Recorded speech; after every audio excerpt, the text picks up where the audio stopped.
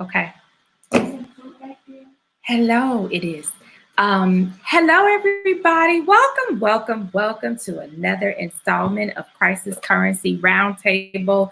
I am super, super excited about this episode because we're talking about food and culture and how this crisis has created us all to prepare more foods at home. But there's also so many chefs that are making dishes that are being delivered. They're creating at-home experiences and how they're pivoting. So you are in for a treat this afternoon. So bring your lunch, bring your beverage, and just join us at the round table. I really want to believe that we're going to have some really fresh information. It's going to probably make you hungry if you're not hungry, because they are just going to bring it. They are my friends. They are people that I love, and I have had the pleasure to have 2 out of 3 their food. I haven't been to Rue Chicago, but thank you all. My name is Larvetta Lofton. I am the founder of the L3 Agency. We have been doing these episodes. This is 12th episode, so welcome, welcome. If you've been following us, we appreciate you. If you want to share this, please do share this with your friends, with your colleagues. Certainly appreciate that. We are ending this episode. We're ending this installment, and we're coming back in September with more fresh content and thought leaders around building currency in a crisis. So please, please stay in tune. Subscribe to the channel on YouTube, Larvetta Lofton, so that you can stay connected and you can see some of our previous episodes, or perhaps you can continue to stay connected to us. Please, please share. If there's something that you like, please share with others. Have a host a watch party this afternoon.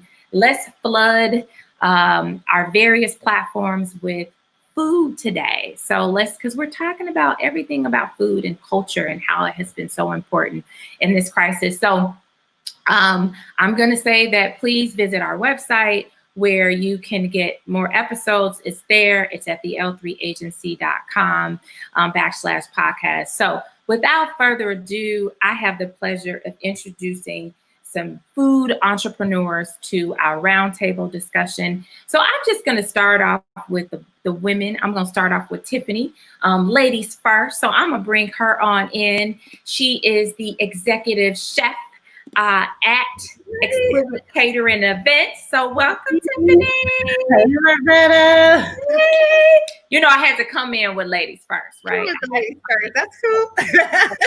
You know, we got to start off with that, but certainly know that that doesn't mean anything, right? Because we know that there are men in the kitchen, there are women in the kitchen, and that they are doing amazing. So we are definitely not saying that women and men can't be in the kitchen, right, Tiffany? Because you work with a number of chefs that, you know, are men, right? So it's not just a gender thing. And I'd love to talk a little bit about that. So my second guest I'm going to introduce next is Chef Dave Fuller. And Dave is the founder of Eating to Live. Thank you for having me. Hello. Hey. Okay. We got a little bit of feedback, but it's okay, Dave. So one thing we'll just have to do is sometimes we may have to ask you to, you know, just talk a little louder. And I know you don't have a problem with that. So welcome, welcome, welcome. The other person I want to invite, he is not a chef, but he is the owner of Rue Chicago, which is in Chicago. Please introduce my friend. Please allow me to introduce you to Manish Malik. Is it Malik or Malek? Malik. Okay, I got it right. Malik. But I know Manish, so let me just tell the guests. He and I met in Northwestern as part of an Ascend program. It was actually the early part of the year. I got to really know him in a special way in his business and why he built this amazing restaurant that, unfortunately, I had a reservation the week of COVID. I don't know if you know this, but I had a reservation the week of COVID. Shut down and had to cancel. So I was really disappointed about that. So I want to say that I can't wait to get there now that we're open. But I want to just dive right on into this because I certainly want people to know you all and know you all in a special way. So I want you all each to be able to tell me your love for food and how you're shaping culture today. So you all obviously, had a vision. And I know for you, Manish, you came from a different world. So you pivot out of that world. So I'm going to just start off with you and how you pivot out of that world and have such an award-winning restaurant in Chicago. Thank you. Yeah, it's great to be here. Thanks for inviting me with some amazing chefs, Chef Williams and Chef Fuller. I look forward to dining with you at some point. But great question. Like you said, food is such a universal thing that everyone enjoys, and our life depends on food. And having been raised in India, of course, I've got that affinity to Indian food, which I, sought out on all my travels around the world in my prior life, which was in the IT world. Um, what I saw was that Indian food was evolving all over the world, including India, but it hadn't really changed much in my homeland, which is Chicago now. So when I met our executive chef, Sujan Sarkar, I was just blown away. I was like, wow, this is amazing. What he did was he started cooking in French and European kitchens in the UK, and then went back, taking those techniques, food preparation techniques, ingredients, and then married them with traditional Indian spices, and the Mm. product was just unbelievable. So I was like, I need to bring it to Chicago. Little did I know how tough this industry is. I had no visibility into the operations, and I'm telling you one thing: I am so fortunate I did it without that knowledge, because had I known, I would have potentially not done it.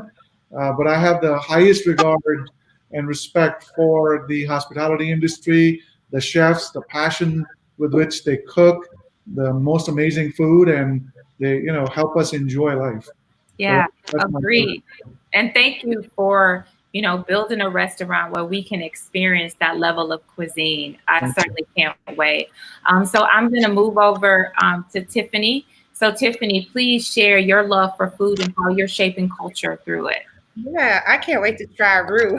I love Indian I food. I know. love Indian food. I'm excited. But like Manish, yeah, I grew up on the south side of Chicago where learning about different cultures and food was very rare. We didn't try much. I mean, outside of what we knew. And um, I really wanted to embrace food on a global level. So I wanted to learn as much as I can. I'm still learning every day. So I wanted to focus on international cuisine, and I wanted to focus on international cuisine to educate our people about different cultures through food. So I like to tell a story with food. I like to talk about the origins of food. While having the experience to eat it, I want to educate people about different cultures. And I think right now is such a good time to keep having that conversation. I use the example of when we're all at a table, which COVID has taken us away from those tables, but Yeah. when we're all table and we're having a conversation. I mean, we're eating. We can have conversations and not look at the person next to us and say, "Oh, you're this color. You're from this place. You got this much money. You don't have this much money." We're just enjoying ourselves. I think food breaks a lot of barriers that we don't realize. So I try to use that to break barriers to culture. That's a good point, Tiffany. It is breaking barriers around that. So I want to bring Chef Dave Fuller because his background is manufacturing.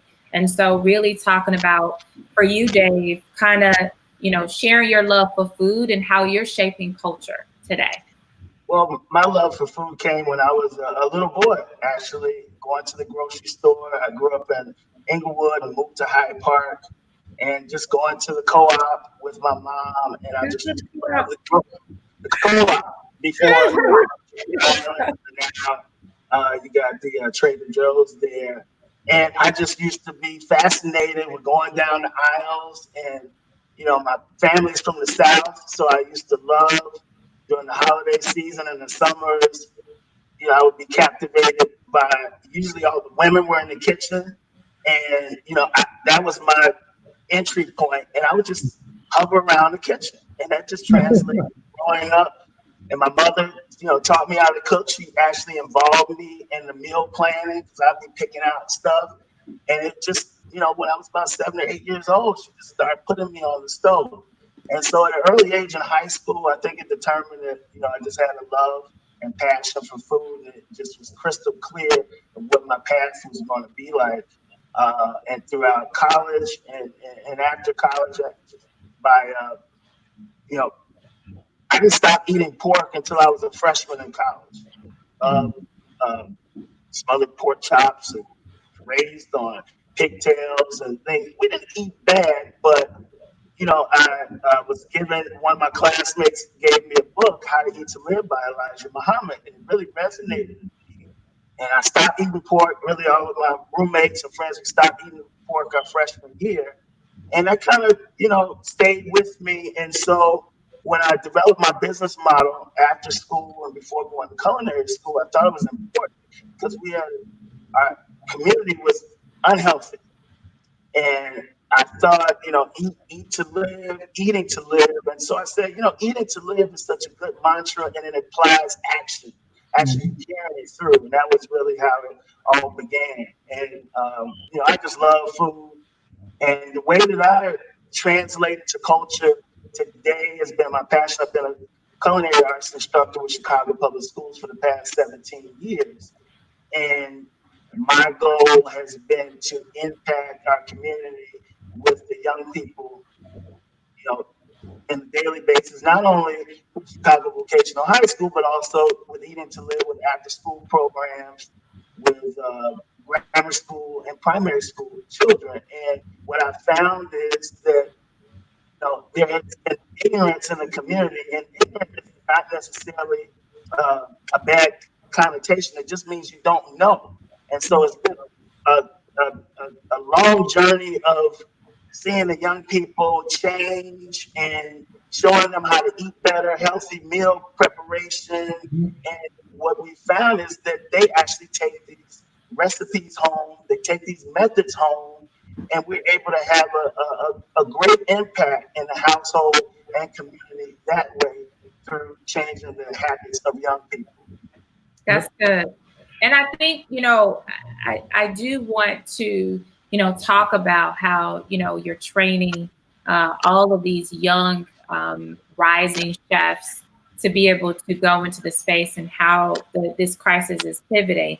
So before I go there, I do want to talk about how food has increased, right? Overall, there has been, they said, a 4% hike, which is a pretty significant hike. And they said they haven't seen it since 1974.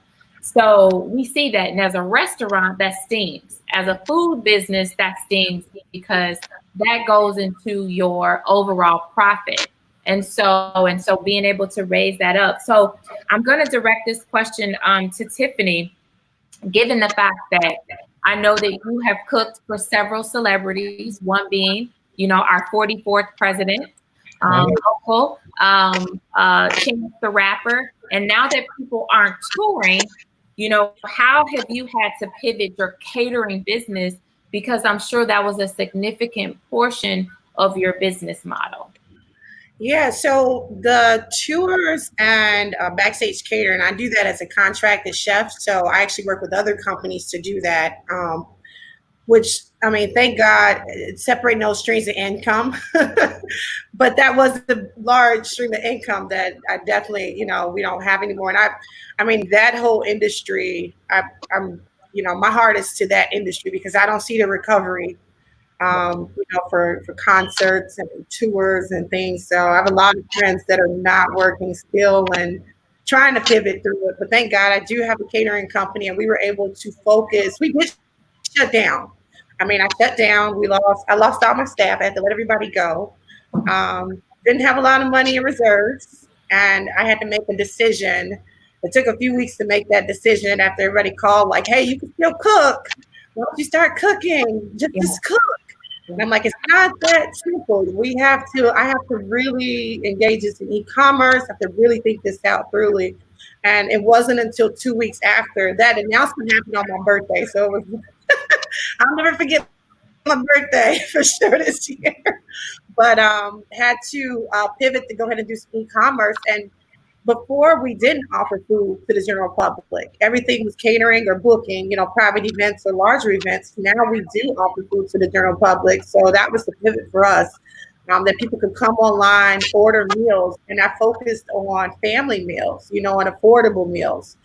Still offering food that tastes good, all homemade, all made from scratch. We didn't want to just give anything.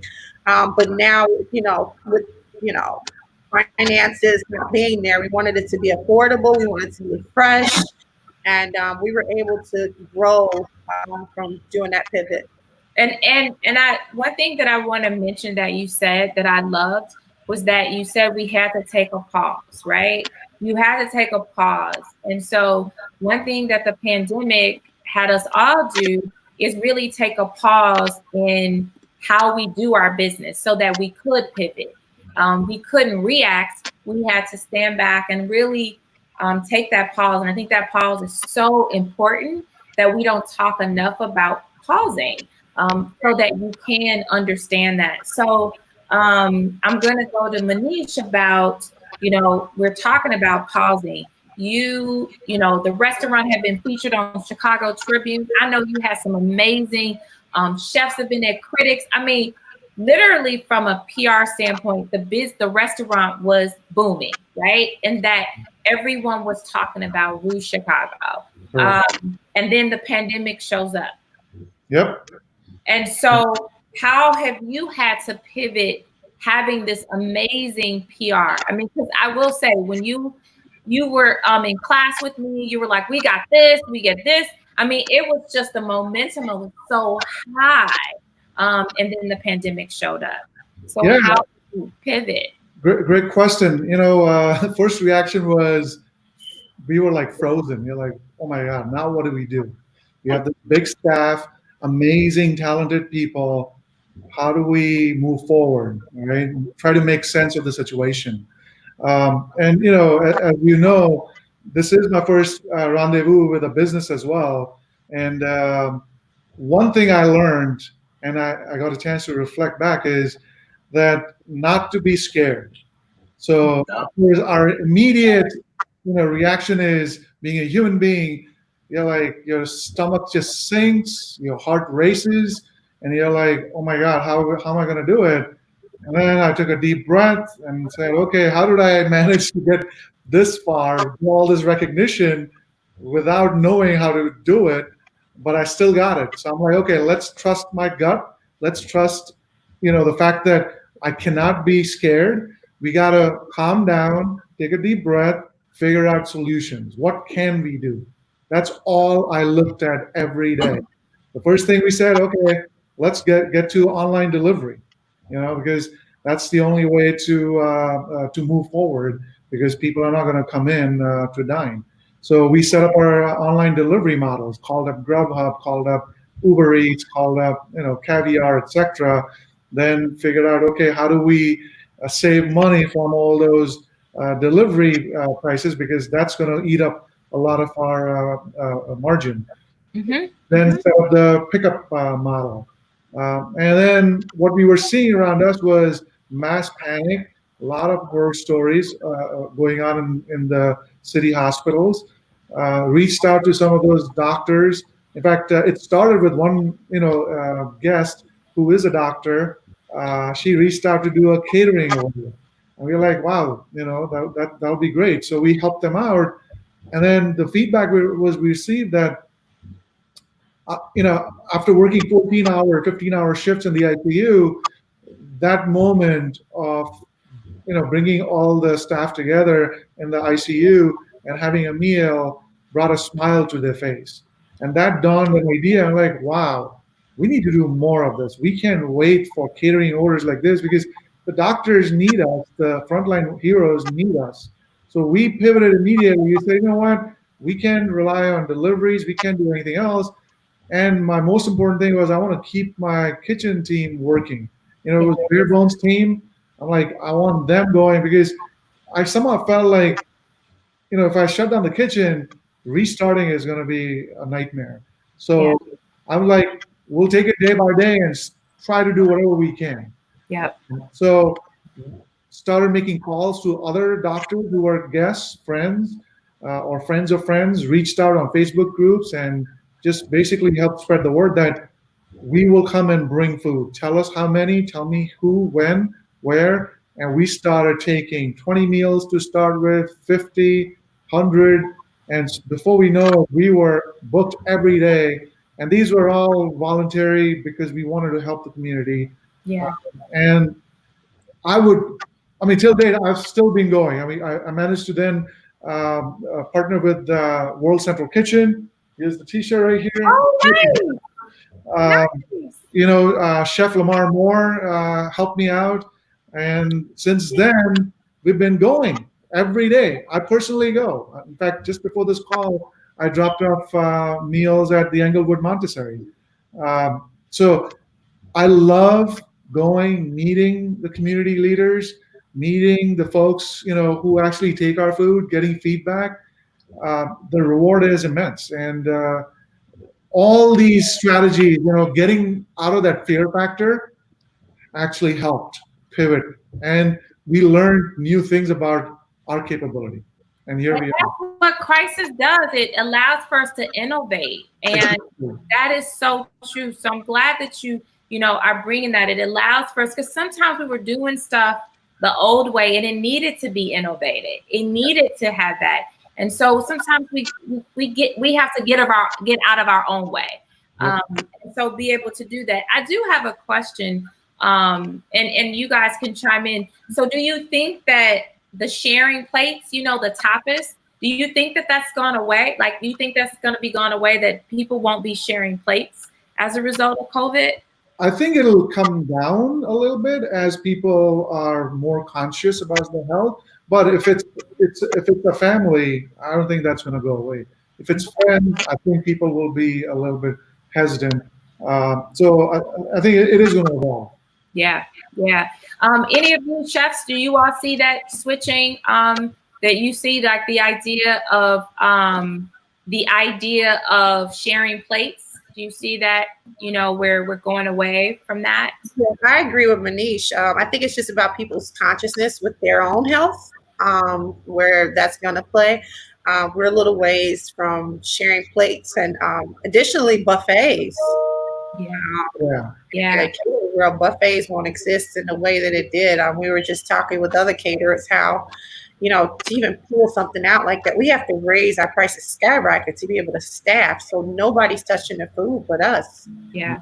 It's I'm glad you bring that up, Chef, because I was going to talk to Chef Dave, because he's a manufacturer who manufactures food through the grocery chain. And so a lot of his food was featured in those buffets and Whole Foods and Jewel. And so, David, I would like for you to talk about how you've had to pivot, or did you have to, or was the demand there enough because it's no longer in that buffet space? Well, I basically, once the pandemic hit, especially since probably July of last year, with a full-time job leading into school starting, I was basically about 7 days, 6.5 days a week with the full-time job, and then operating the small business and have manufacturing within, which is a whole headache in and of itself. Once COVID hit, I just basically, I had to look at what other chefs were doing, what the restaurants were doing, what the industry was doing as a whole, and I just observed instead of moving. So that was my way to actually see what was going on. My first inclination was watching how chefs were growing their brands with product sponsorships. So I looked at the virtual online cooking classes. Of course, a lot of my career I spent in operations, so I was a little bit behind the curve of using the technology. But of course, being a culinary educator, I have plenty of young people that I can reach out to kind of help me through that. And I think we kind of learned together. And I asked the right questions, and I just started putting out content. And one of the things that I have learned over time from mentorship is that sometimes entrepreneurs can get so bogged down with having everything ducks in a row and being perfect and they never get off of the porch. They never engage. They're always looking. Do you have the right lights? Do you have all the right equipment? And so I was privy to. I've been a culinary educator for so long, so it was within my comfort zone. I just had to find the right technology, whether somebody led me to the Facebook portal, was it with the new technology, a hard device, being able to stream from the laptop. I had all type of issues with connectivity. Can I use my phone? So that was good. And so to be able to utilize young, promising chefs and say, hey, this virtual exposure is very strong. Let's go in that lane. And also, when you reach these audiences, what are you selling? Do you have a product? Do you have a service? How do you what is your point of differentiation? And I think that is key. And what we experienced through the ups and downs of manufacturing, definitely in the retail side, because in 2019 and 2020, we were gearing up to scale into food service as well as trying to get other retail customers. Of course, food service right now is just like totally changed. But more people have been going to the grocery store than ever before. The demand curve for food is in aggregate. It goes straight up, just like food, clothing, and shelter. So it was a point to say, I said, wait a minute. Hot bars are closed down. You're starting to see some of them come back in a limited basis, but people still are kind of like, I don't know about that. But since we have our greens are prepared food, they come in, but it not only can be served hot, but they can be served cold in the deli. And so what we found kind of organically were that deli managers had heard about the success and the value add of the greens, because our current customer now, Jules, they sell a lot of chicken, not only fried chicken, but the grilled chicken and also the jerk chicken that just came out with. And so some of their sides have been antiquated, but we found that when these stores, specifically in the Black community, had the greens in the deli, it kind of like, oh, the deli managers that were tasting the greens, they were taking them home and they were able to be our sales reps, because we don't really have the funding to have a sales team yet to go out to the stores. So that led us to kind of recalibrate to say, hey, this product cannot only be sold in the hot bar, but also in the deli, but also in grab and go, because grab and go is big in grocery stores. So as we see this traffic increasing, we want to try to embed ourselves more in that prepared foods format, even so much as looking to say, hey, people have been asking, where else in the grocery store can we find your product? Yeah. Hey, maybe this is the time to go to the frozen food aisle. So the light bulb has been clicking. And I think, and we, unfortunately, Dave, it's a little bit of feedback. It's a lot. We don't get it a lot, but we've got some feedback. So one of the things that I do want to emphasize that you stated was that you discovered that you could have your greens cold. And I think that's a great discovery, because much like coleslaw and things like that are filled with greenery, you're right. I mean, we know it to be true and we eat it cold. And so being able to do that, I would argue with that, what does that create from a healthy standpoint? Is it more healthy, cold or hot? I don't know. I'm just asking. It's just the delivery of how it's sold by the pound. If you look in the deli case, they've got, the chicken Caesar salad, Jules is one of the top sellers, but prepared foods in it themselves. So we specialize in health conscious prepared foods. Yeah. So you might see another green vegetable. So it's just the delivery. If the hot bar is gone, they can grab it $6.99 a pound, take it home, and heat it up just like the rest of the prepared foods. Yeah. I don't like cold greens. You don't like cold greens? No. I don't know if anybody, but let me say this. I sneak in the refrigerator, eat some sometimes. No, sometimes we eat broccoli. Exactly. I could eat cold broccoli. I could eat cold greens. So to me, yeah. So it's like I can eat cauliflower. So it's it's innovation in a sense of how you've innovated. It's one that was like, ha, you know what I mean? That people can eat, because I would do that. But I've also, when I ate chicken, I ate cold chicken too. So just so you know that. I ate chicken. So I do want to ask you about, do you think that and you guys can add on this, but I know because of Eat to Live is all about healthy. Do you find that because of the pandemic that people are eating healthy? And do you think because of COVID, we actually are creating a culture of healthy eating? Do you think?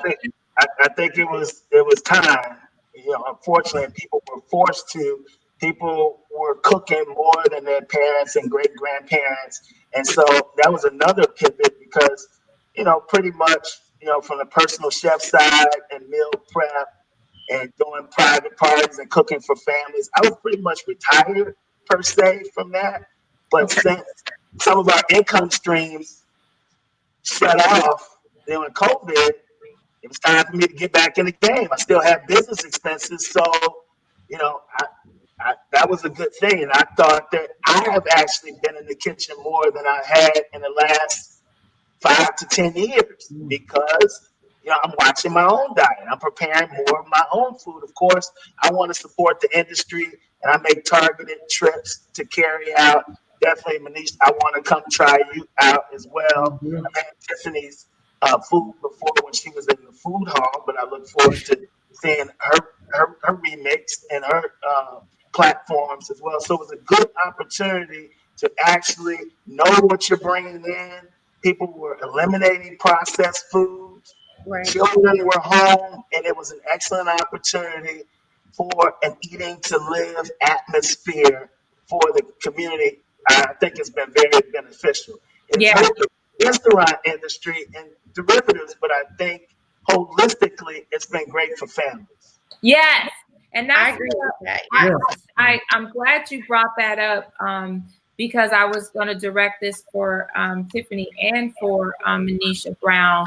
You know, how this pandemic, while we're eating at home, did you find that, you know, food was the component that was bringing people together, even in the midst of the crisis? That it was, what are you cooking today? Or where are you ordering today? I know in my community of you know, my parents, it was like, what you cooking? What we having today? Whereas before we weren't seeing that. It was basically like business as usual. But I found that we were talking about what you're making. What's your favorite dish that you're doing that? So Tiffany, did you find that that was happening, especially with a lot of your at-home experiences? Was that becoming common for Yeah, most certainly. So I know for sure I cooked more at home during the pandemic than I have ever cooked. I'm always like, I tell everybody, my kids grew up on Hot Pockets. I was always out cooking. I come home, I'm like, I'm not cooking. I'm tired. There's some cereal. And, like, we didn't eat that well, I'll say that.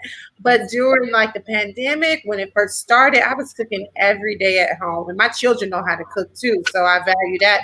We would take turns. But one of the things that I really saw more of is people were communicating, like you said, especially Facebook groups are popping up.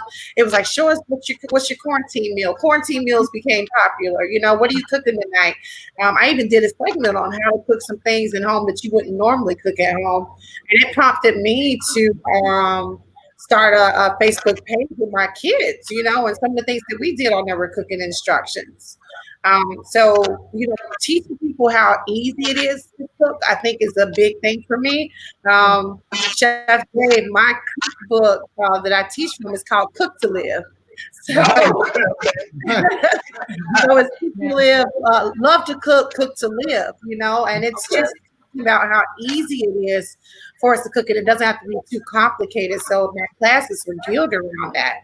You know, cooking the unfamiliar foods that we were seeing. I noticed in a lot of the boxes they were giving away, some of the foods, you know, not easy to cook for people who don't cook normally. So we wanted to focus on what do I do with this zucchini? What do I do with this squash that I don't see every day? I got eggplant. What do I do with it? Ricotta cheese. What do I do with it? So that's what we focus on. Hey, this is how you can utilize these things. That's and you're right. I mean, I was cooking dishes, and then I got tired of cooking dishes, and I wanted to order from Chef, David and Tiffany, and go to a restaurant. I'm just being honest, guys. At some point I got tired. I just got tired. I wanted to contribute to the community of hospitality and food. So much so that, I just made a point. Every 2 weeks I'm ordering from a restaurant. Like, I did it. I was intentional with it. And so, and making sure people were doing the same, because you do get bored, right? You got, because here's the thing, we're cooking breakfast, we're cooking lunch, we're cooking dinner, right? So at some point you're just like, okay, all right, I did 8 of these, now what, So, Manish, what I do want to talk about is, from your standpoint of the restaurant, how did you, for having employees, like how many employees do you have at your restaurant? During the pandemic, I was down to 3 or 4 folks. Wow. Yeah, bare bones. I mean, we at the prime we were 60 plus. Wow. So on this particular topic, again, trying to sit down and strategize. Okay, how do we keep going? What we learned was, people were spending a lot of time at home with family and friends as well at times. What we started doing, experimenting, is let's try to change the menu as frequently as possible. So, and then communicate with our guests, because fortunately we had a lot of emails from the reservations that we received. And we started sending newsletters out every Monday or Tuesday, announcing what our specials are, and if we had a special pickup menu for the weekend. And I'm telling you, that was a discovery by itself. People loved it. They would plan their weekdays and weekends around our menu. And fortunately, that helped. That was a big driver in helping us sustain our voluntary donations to all the city hospitals and frontline workers. So, my goal was not to make money at that point. My goal was to just survive and help the community, because we were living in unprecedented times. We were looking at the statistics. I felt like this was doomsday. I'm like, okay, you know what? We don't know how many days this thing is all going to be around. Maybe the restaurant has to shut down permanently. Who knows? But let's try to do one day at a time and try to have fun and try to serve the community. That was a mission, and it felt great. And we learned so much, to your point. And, Manish, I'll say this, and I'll say this a lot, is that I didn't go in business to make money. I went in business to serve. And, you realize that you guys are serving. Yes. And you're serving to keep families connected, because food is what keeps us connected. Very well said. And so it's important. And so first, I would say this. I love that you implemented the newsletter, because that's one of the things. I mean, obviously, you guys were a marketing company, and we're telling, companies, here's a perfect opportunity to be able to really implement some things that you've been wanting to do to really engage with your customers. And so good for you that, because there is, I'm glad you did emails, and I'm going to say this for the record. As a marketer, emails is still the most powerful way of communicating. Totally agree. And most productive. It really, and I know we're on social. I get it. I got it. But there's a lot of people's like, oh, why you gonna text me? Can you email? But one thing that people don't understand is there's a point where you have an opportunity to have something that you can say, that you can search for. Text is not still that innovative yet when you need to find something. I can go to that email and find Tiffany and 20 conversations and what I said. So I'm not plugging it, my company to say that, but I am saying that to understand that email marketing is still an effective way to communicate to your customers and your advocates and your supporters. I totally agree. It's such important. And that was a plug. It was a plug. It was. It was. It was shameless. It was a shameless plug. It was a shameless plug. But what I will say is, we have a newsletter too. So it wasn't like I said, get your newsletter. you know? Yes. And so we do have a newsletter we push out every quarter. So I'm saying it because we doing the same thing too. So know that, I'm preaching to myself too, because it was something that we needed to get back on the bandwagon. So I'm happy, Manish, that you did it, because I am on your email list and I was happy to see it. Because to be honest with you, when I saw your activity, I'll be honest with you, as a customer and a consumer, it felt like, oh yes, they're still open. That's really what it comes across. Yeah. And I'm telling you all, for people that love your food and love what you do, when they get it, they're like, yes, she's back, or yes, they didn't leave. So look at it like that, because people want to see that you're still surviving. Yeah. I do want to talk about collaboration. I do want to talk about, do you find that there is more collaboration as a result of COVID, like of chefs collaborating with each other to be able to ensure that people are being fed and served? So I wanted to ask you all, because all of you all are in the hospitality business. Prior to COVID, did you see it? Do you see it more happening today? I like to say that yes, chef collaboration has been huge during this time. I made a post when it first hit and everybody went out of business. I went, there was a restaurant that was just giving out food, and I went and stood in that line as well. And I said, to see all these chefs, people who love to feed people, we serve, we do this is our heart, waiting in the line now for the food. It was so kind of like, wow, this is devastating and eye-opening.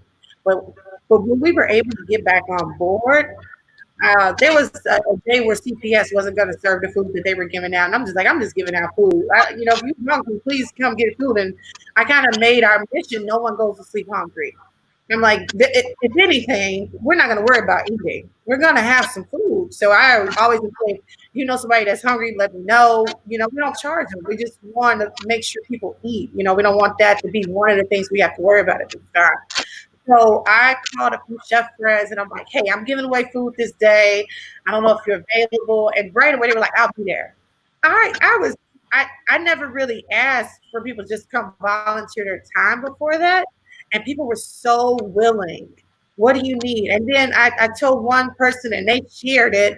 And then people start asking, how can I donate to it? And I was taken aback. I didn't do it for donations. I just said, we're going to just give out as much food as we can. And people started to donate. And that's what started us doing food for the community.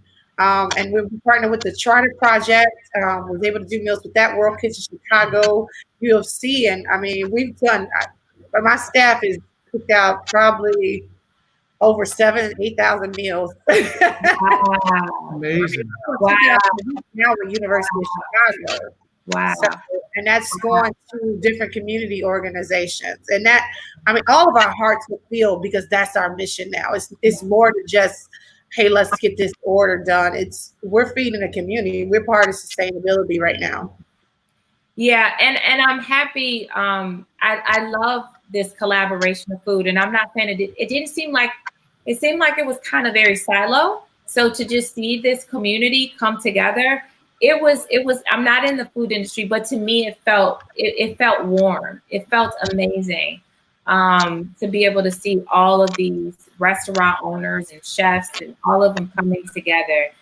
Was a beautiful thing to see. So there was good in that crisis for me. I do want to talk about a little bit around teaching culinary, given the fact that you all are all teaching in some way. I know, chef, that's what you do as well.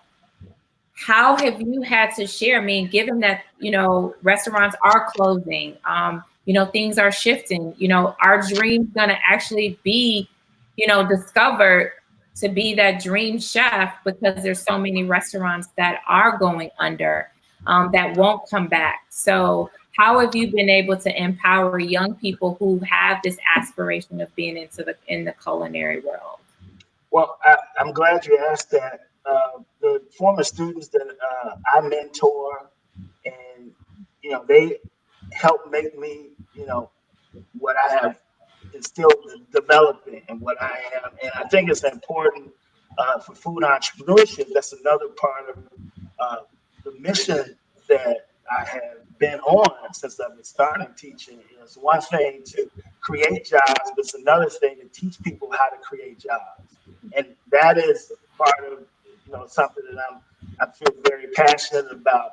And so I've been encouraging the young people to say, hey, you guys need to work together. We have a Chicago Vocational Culinary Alumni page that we're always sharing opportunities in the industry. People need to think, and most of them are employed, but I'm all with upward mobility and having choices and multiple skill sets. And so I did a couple of Zooms where a couple of the go-getters to say, hey, you guys need to be leaders. Why don't you start working together? The meal prep is always a personal chef service. As one thing to say, hey, and I get calls all the time. Well, how much do I charge? Do your due diligence. Be able to find out, study the markets and personal chefs and what they're offering. Make sure that if you're catering for 25 or 50 people, you're not going to Jewels to get your supplies, that you're going to actually to buy wholesale, that you will be able to give a fair price. Yes, you will not be able to compete with the price and structure of a large caterer, but you'll be somewhere in the mix. And also to work together, I hope that COVID has inspired a lot of the chefs, specifically in the Black community, to say, hey, a lot of people are going out of business. You got to shift and make it. I think there's a little bit of ego involved in being able to say we're all talented. Let's come and sit at the table. Chicago specifically in this market is a global food destination. Like Yep. one or two, it's the top. Also in manufacturing, it's the number one food and beverage manufacturing hub. But as far as the Black community, we have some traction, but we don't have the presence that we should have. Yeah. We have too many chefs worrying about who has the best macaroni and cheese. Why don't we sit down on the table and let's manufacture the same gold standard macaroni and cheese, and we can distribute to all of the restaurants that are selling chicken and whatever we sell, but let's control the buying power and let's be able to offer the best product and let's work together. See, I can work on with Tiffany's business and have an equity percentage or a stake in a particular project and not be out front and nobody even knows, because that's why I was given my gift to help and expound the industry for other people. And I think with this pandemic, it's going to force chefs to say, hey, let's start to pool our resources to incubate more businesses and to take the young people that are behind and help put them in play. And that's how we go. It's collective cooperative economics. So taking the young people and teaching them cooperative economics and say, hey, you guys are all catering, you got your different customer bases. Why don't you come together, get in a shared kitchen where you able to, and you kind of like you have your own brand, but also you're part of this, incubation catering company. Yeah. And it's a mindset. It's a mindset. It is a mindset. It is a mindset, Dave. And I think that I don't think that, and I can say this, and I've talked about Black music, you guys are artists in your own right. And so we don't see that to be able to understand that there's an art form to being able to prepare anything. There's an art form to prepare anything, food, service. And so when you start to talk like that, it's understanding that how can you distribute? How can you manufacture? How can you collaborate? Like, how can you, supply the macaroni and cheese for the restaurant? They don't have to make it. You supply that. That's one less thing they got to worry about. So, and so, but I don't know that we have looked inside of the mechanics of the restaurant business to understand that operations in that vertical and how to do that. So I think that I think COVID has exposed us to that, right? To be able to see that. And so do you think this is another question and it wasn't on our list because I do send them questions, but I do want to ask this question because I just happened to see it before our call today was, how you see you know how you see the plexiglass in a lot of places. And I know this is for Manish because you're in the restaurant. Do you see that more restaurants will have this kind of transparent? I know some restaurant kitchen where you're seeing people prepare the food. Do you see Yeah. that as a pivot? I mean, I think that's one area for sure. We do have plexiglass in our seating, separating the booths in the restaurant already. Uh, I think the future is going to be more on the outdoors, creating open spaces because this 6 foot distance, social distancing within restaurants is going to be a permanent fixture. It just because this is such a global crisis and everyone's really concerned about their health, like they should be. So that's going to change the dynamics of space and how restaurants are structured and how we operate.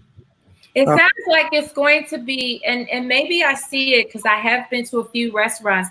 What I'm starting to see is that it's creating in a sense of inclusivity. So it's while we're going to get served, it's a community. So the server is part of my community. The chef is part of my community. yep, Where before they were kind of behind, you right, know. right. And so it's now making sure that we're keeping each other all safe. Is that? Do you find that that's in the restaurant, what's now happening? Absolutely. I mean, our whole process is all I think every day is how do we keep everyone safe? How do we make sure they are not, working too closely? Yeah. Because think about it, right? One person contracts or tests positive, the whole restaurants are getting shut down. So Correct. Right. how do we stay ahead of the curve? How do we make sure, the interaction time is less than 5 minutes? Talk, not more than is needed and keep that distance. So if tomorrow, I mean, right now it's not a question of if it's going to happen, it's when. Someone's going Correct. to be positive for whatever reason. And what we cannot afford to do is shut down the restaurant. Yeah. So, Yeah. or the workplace, Yeah. each one of us, depends upon. Yeah. So we have to create procedures, processes, and enforce them so that each of the team members are minimizing their interaction and are always 6 foot or more away from each other. That's good. And it's daily enforcement. It's daily enforcement. I mean, It's a very reminder. every single day. Hey, where's your mat? I mean, they have a procedure when you come in. You go to the hand sink. You put on your Yeah. hairnet. You put on your mask. You wash your hands. It's just a daily. I don't think we're going to stop reminding people. It's a new world, and in a way, it's kind of a blessing because everyone, how you do something for a long time and you kind of take it for granted, and then you're not very efficient in doing it. So the bright side of COVID is, especially in the restaurants, which are, it's like if you take a food handler's class, they remind you the importance of cleanliness and washing the hands and keeping all the food ingredients safe. This thing has brought that, multiple times ahead, and it's actually good for the kitchen, the staff, the team members, most importantly, the guests who come to enjoy. So the entire supply chain has gotten more aware of it, and everyone is more cognizant and trying to do the right thing. That's awesome. What I want to do, I know we're closing up. I want to go around so that people can support your food business. So I would want to allow for you all to have any final words to this audience about running a food business. For some of those that are wanting to start a food business, based on COVID, helping them out. So I'm going to go with you, Chef Dave. Please share with the audience about running a food business. Any final remarks? Well, I think that, like I started off with, just do your research and reach out to people that are actually doing what you want to do. And there were certain pioneers in catering, Renee at Sexy Bone. You had Fanfare Catering. It's Watson. That I was just bright eyed, bushy tail, getting out of school, actually going and asking them, hey, this is what I want to do. The manufacturers that were able to mentor me. My mentor, Grandma Moss, Proud for Jay, Amy Hilliard with Comfort Cake, Allison Collins with Mumbo Sauce. And so do your research, but be prepared to put the work in, and don't be afraid to collaborate and work together, because we can do more when you have you know, other people's talents. And actually, I think I see a lot of young chefs out, and they're boastful with trying to gain attention, because everybody, especially in social media, just because you have 30,000 followers doesn't mean that you're going to be able to have $30,000 or $100,000 in revenue. And so what keeps me grounded is I know and recognize that I did not give my talent to myself. And so, in all humility, become a lifelong learner and honor your craft. And if you honor your craft, the craft will honor you. And when I was younger, I used to think that it was about money. And so, when you're good with friends and family, you got to get started. Friends and family launches all in anything you do. But when you're good, you tell other people. When you become great, they tell you. I And so agree. stay in the path to greatness, and you will never get lost. I couldn't agree more, Dave, on that. Thank you, Dave, for being a Yes, lifelong learner. Tiffany. Yeah, I totally agree. Keep learning. You never know all the answers, and collaboration is huge. Don't be afraid to ask, how do I do this? I have caterers who do amazing work, still new chefs. They're dope in their craft, and they're like, hey, Tip, well, what do you think about this? How do you do this? Don't be afraid to share the work either. Don't be afraid to share what you know. I think that's what a blessing in my person is. I'm excited that people can come and ask me, and I learn from them and they learn from me. And we don't mind sharing information. I think we need to get out of the age of where we don't think sharing will work. Mm, Absolutely. Right now, we've taken a step back. Like, I haven't launched our catering completely because we want to be in compliance with a lot of things. mhm. But we're still doing online orders for meals. We try to keep it up to date on our website when we're open. We're mostly doing pop-ups, but you can go on our website to order. We do have menus. We've been changing the menu monthly. So right now we kind of got this Taste of Chicago style menu because we missed the taste this year. So people That's order so online. cool. And we still do deliveries. So we do in-house deliveries, which is a great way to keep our staff working. We didn't go with the third party, so we were able to keep employment through that. Yeah, which is I was hoping you were gonna say something about that, because we did use you during Yes. COVID. So yeah. Manish, I want to talk to you. I totally agree with Chef Fuller and Chef Williams. I think the consensus is for everyone, don't be scared. In fact, appreciate the feeling. You will be scared, and when you are scared, and when your stomach is sinking, that's when you say, "I will not be scared." Get over that fear factor. Yeah. Follow your passion. I mean, this industry has taught me it's all about heart. The amount of effort they put in, and it's follow the heart, and they make art as a result of that. So finally, continuously improve. I think if they follow these three, guidelines, uh, things are going to only get better from there. And I couldn't agree more. I just want to say to all of you all, thank you all for sharing and caring enough today to be able to come on and just share your passion and your art. So thank you. And let me say that Thank you for having me.